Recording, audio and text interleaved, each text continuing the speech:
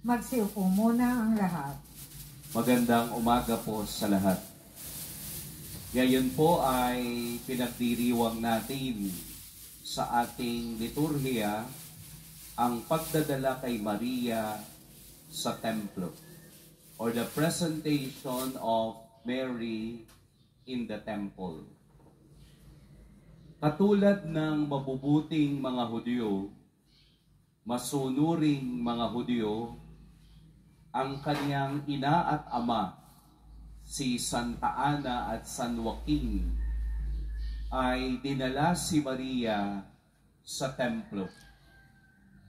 Ayon sa kasaysayan, si Maria ay mga nasa 2 to 3 years old nang siya ay dinala sa templo. Ito ay pagpapakita na sa simula't simula pa, ang bahagi ni Maria sa kasaysayan ng kaligtasan ay nakasulat na sa kasaysayan. Ang pagdadala kay Maria sa templo ay bunsod ng pagsunod sa kalooban ng Ama. Bunsod ng pagsunod sa mga batas na pinaiiral para sa kabanalan. Ang templong ito ang naging saksi sa mahabang pagkakataong makita ang kasaysayan ng bayang Israel. Ang pagbagsak, ang pagbangon, ang muling pagbagsak at muling pagbagsak nito ang siyang sumasalamin sa kasaysayan ng buhay ng mga Hudyo. Kasama si Maria at ng kaniyang ina ang kanilang pagtugon sa tawag ng Diyos ay tawag ng paglilingkod. Kaya simula nang si Maria ay dinala sa templo, there is no turning back. Simula nang siya ay inialay sa Diyos, there is no turning back. Mula noon hanggang ngayon, si Maria ay kasama natin sa ating kasaysayan. Sa araw na ito, narinig natin sa Ebanghelyo ang tanong ni Kristo, sino ang aking ina at mga kapatid? At iyon ay kanya ding sinagot, ito ang aking ina at mga kapatid, ang sumusunod sa kalooban ng aking ama, ang aking ina at mga kapatid. Simula't sa simula pa, si Maria'y sumunod na sa utos, sa kalooban, sa kasaysayan, sa plano ng Diyos. Wala na po yung templo. Ito ay nawasak na noong 70 AD. Pagkatapos ng 3 revolusyon, ito po ay nasira na at hindi na muli pang naitayo. Pero si Maria ang bagong templong inilaan ng Diyos upang ang anak ay makita natin sa kaniyang kasaysayan. How to be you po. Ito ay salita ng paghanga sa mga taong may kakaibang talent. Ito ay salita ng mga, bagong henerasyon ngayon. How to be you po. Paano maging ikaw?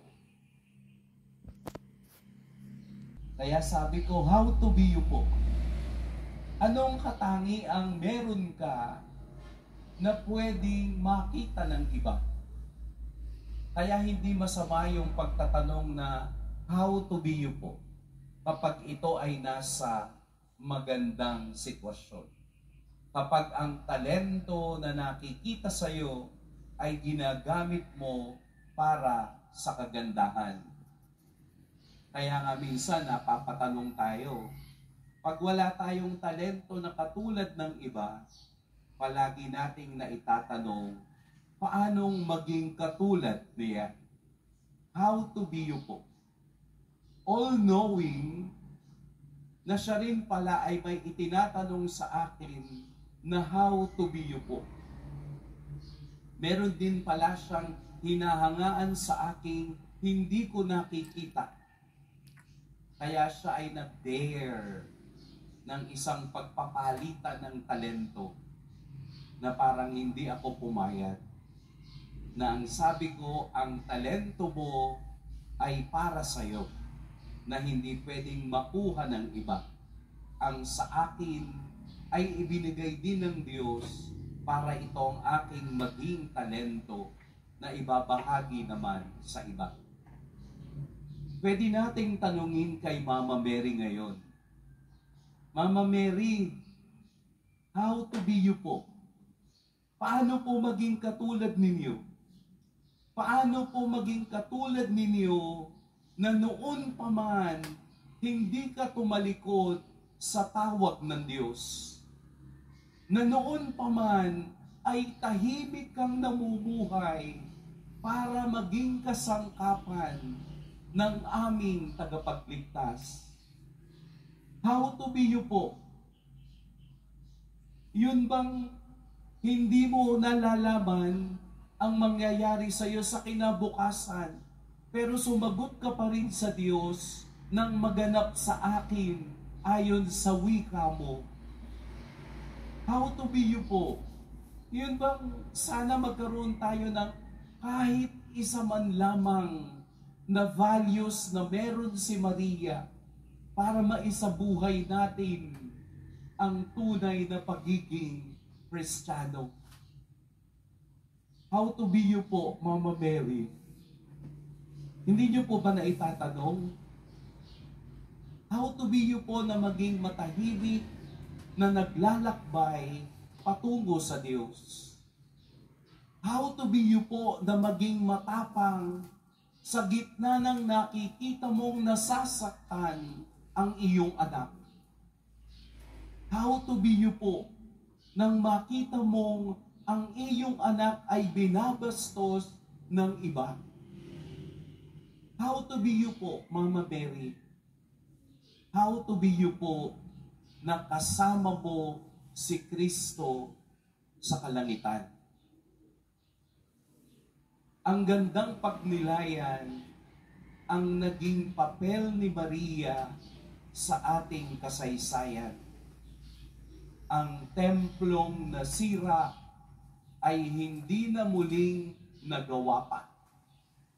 Pero ang templong ginawa ng Diyos sa pamamagitan ni Maria ay banal, kung saan ang kaniyang anak ay isinilang upang tayo'y magkaroon ng kaligtasan sa pamamagitan ni Maria.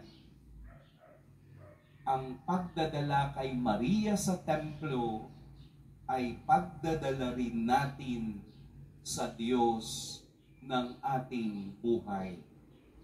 Lahat tayo'y nabinyagan. Sana po, there is no turning back hanggang tayo'y makasama ng Diyos sa Kaniyang kaharian.